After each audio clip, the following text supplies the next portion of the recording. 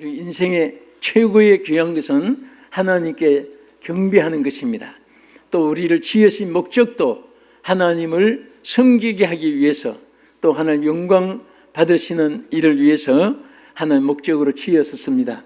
오늘 제가 드린 이 말씀이 또 여러분들이 이미 주님을 영접한 분들이 많은데 여러분들이 어떻게 주님을 영접하고 생활을 해야 되는가, 또 우리 인간에게 육체보다 더 귀한 것이 영혼입니다. 영혼과 함께 또 귀한 것이 사람의 마음입니다. 생각입니다. 그래서 오늘 본문에 보면은 너희 마음과 생각을 하나님이 지켜주신다는 말씀이 있습니다. 지켜주는 이유가 뭘까요? 지켜주지 않으면 다른 세력에게 섭격당하거나 또 스스로가 망가지기 때문에 보호를 하는 것입니다.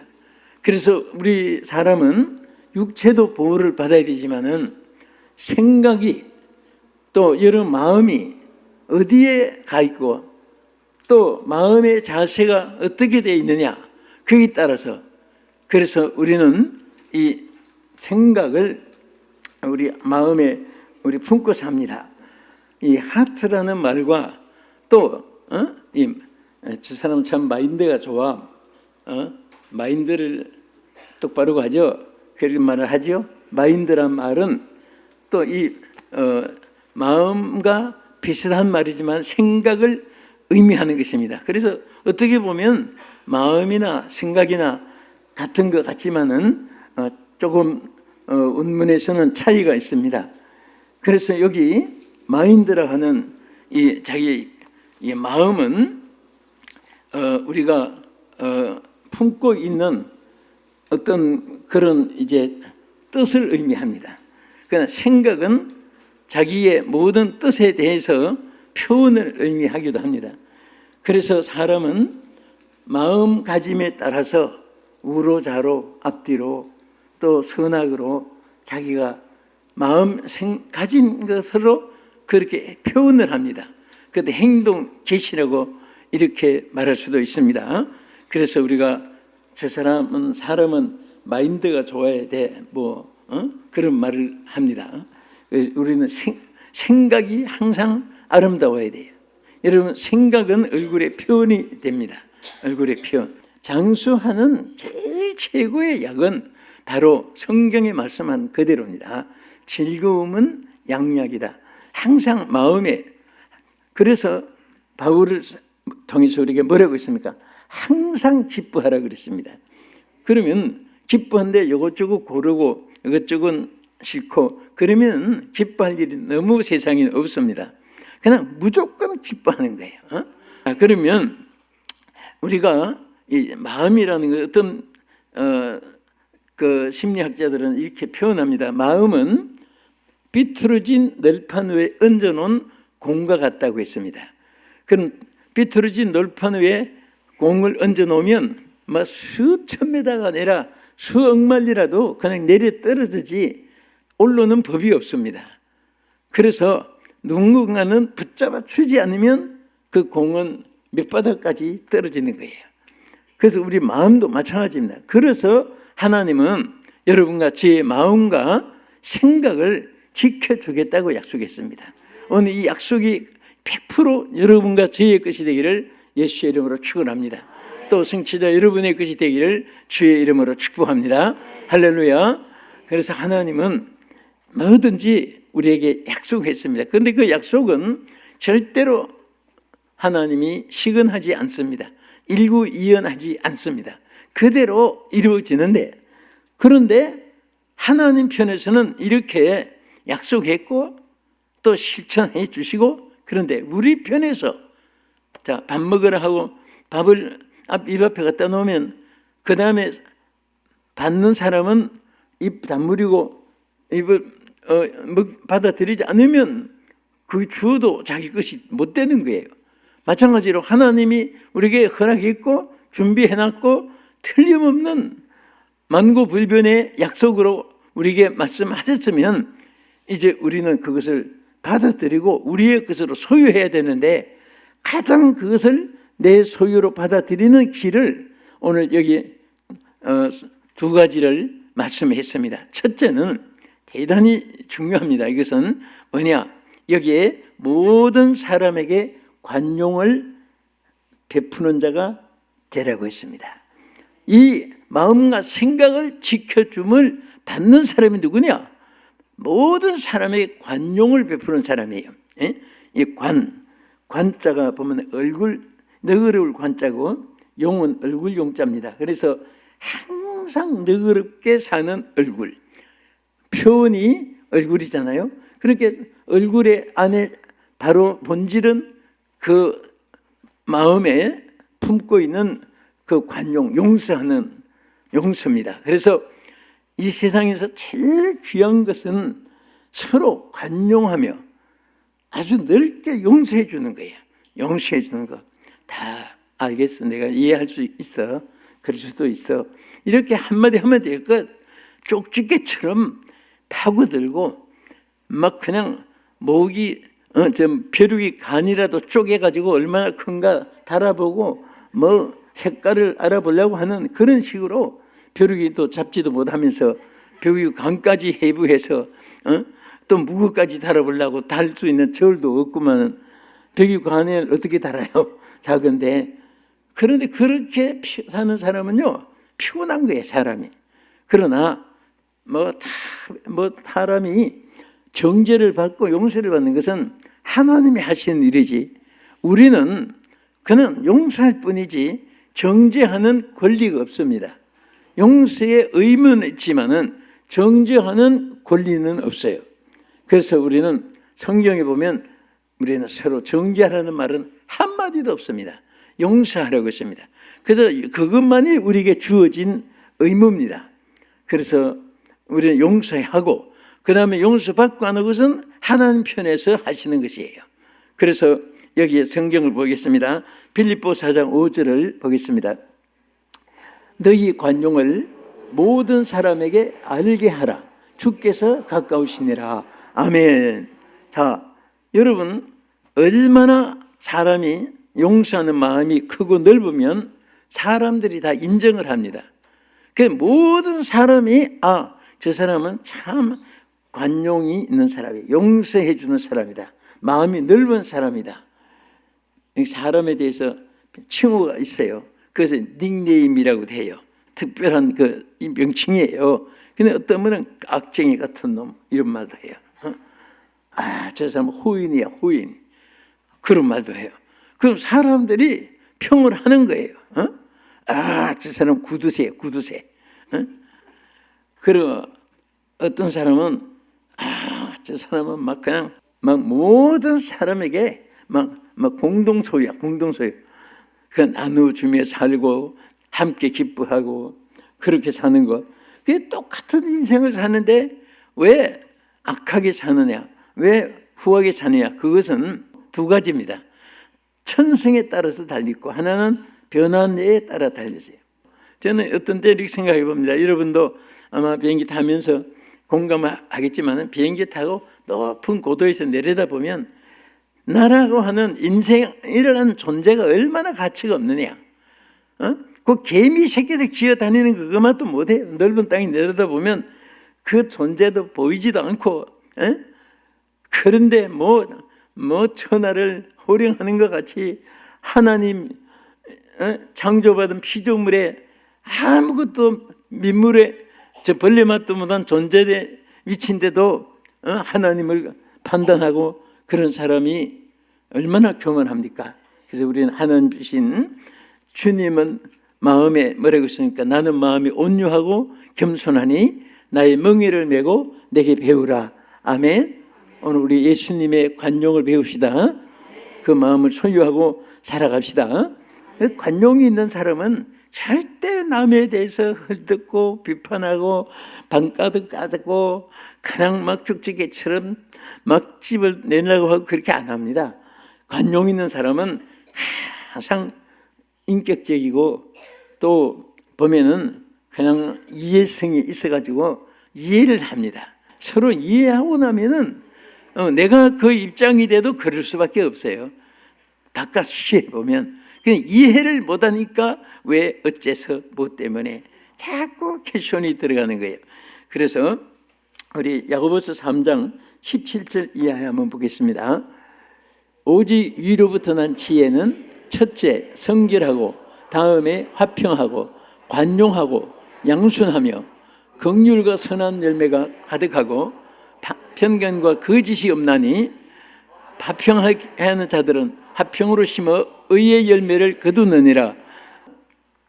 그래서 이 세상이라는 것은 사람은 서로 죽이고 라고 하는데 하나님이 관용을 베푸는 사람은 하나님도 뭐라고 했습니까? 디도서 3장 2절을 한번 보겠습니다. 아무것도 비방하지 말며 다투지 말며 관용하며 범사의 온유함을 모든 사람에게 나타낼 것을 기억하게 하라. 여기 보면요, 관용하라고 했죠.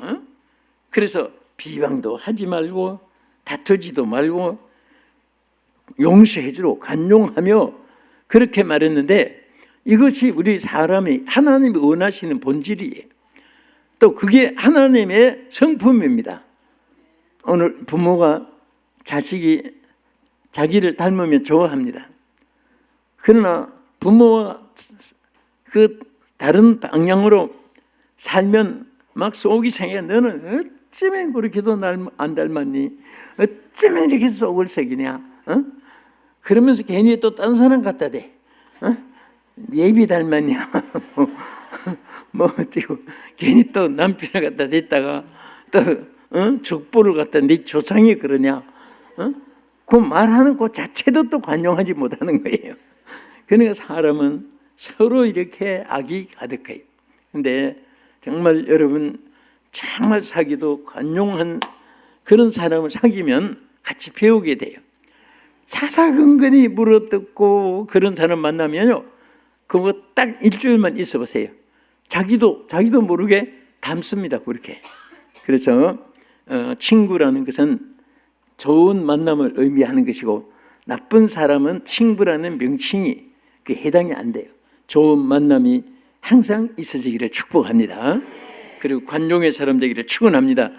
그러면 우리가 용서해 주잖아요. 그럼 그 용서해 준 것을 끝나는 게 아니에요.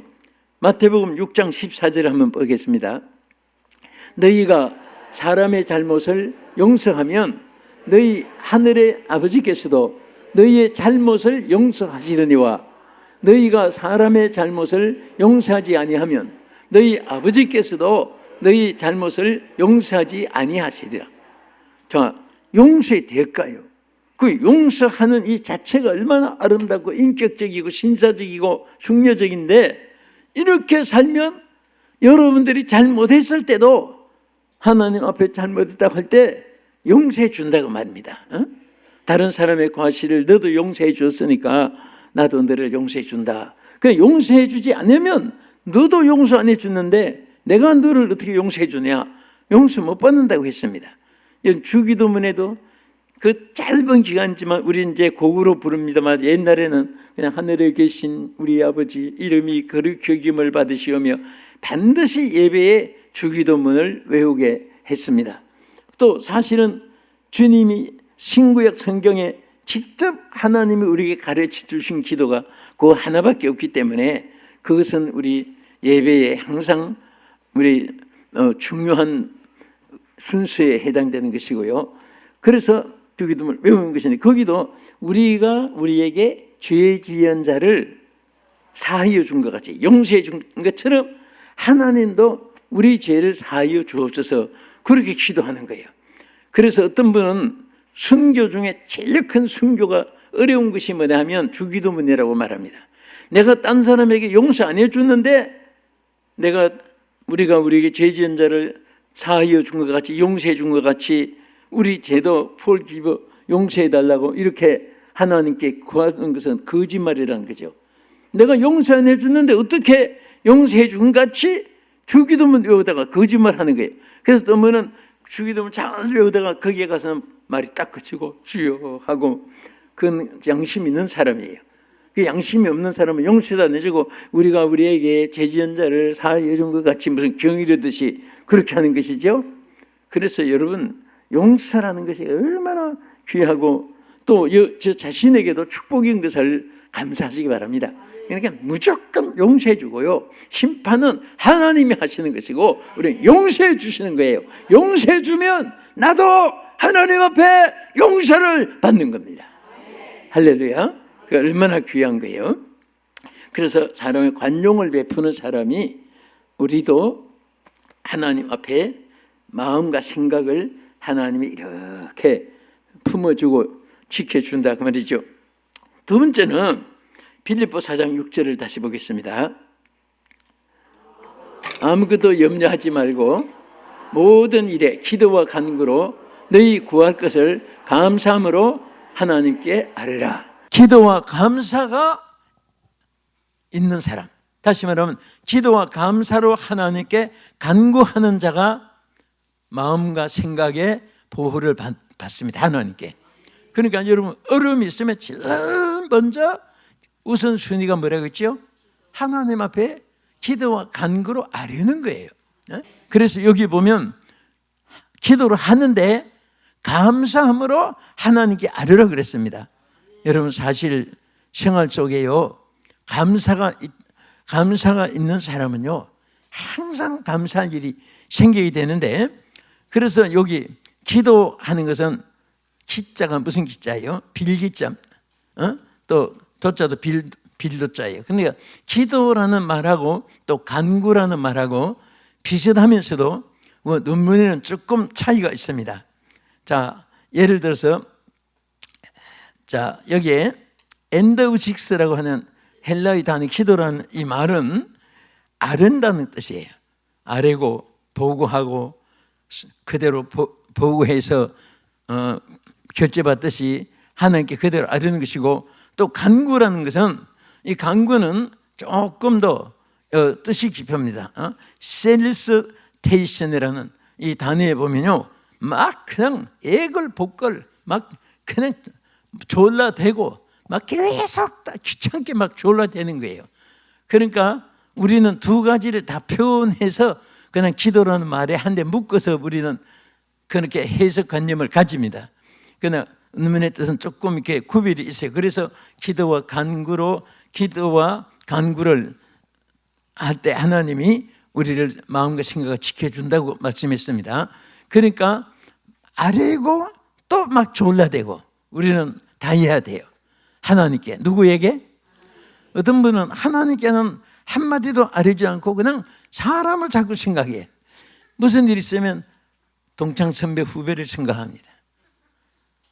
또 무슨 일이 있으면 또 무슨 지인들 혹은 주변에 이런 많은 사람들 생각을 자꾸 떠올리는데, 이 순서 개념부터 이것이 바꿔주는 것이 믿음이 있다 없다 표가 나는 거예요.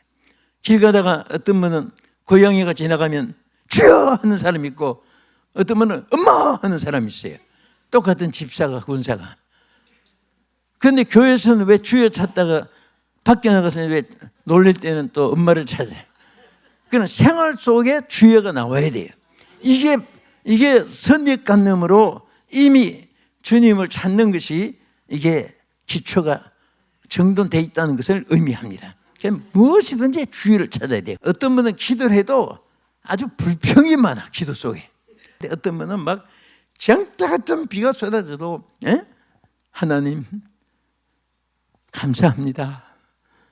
오늘 밖에 비가 와서 피해는 있지만은 우리 마음속에 성령의 담비를 내려주시옵소서.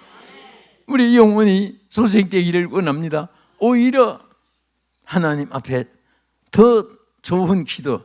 여러분 집이 무너져도 내 영혼이 안 무너지면 더 좋은 집 생깁니다. 할렐루야.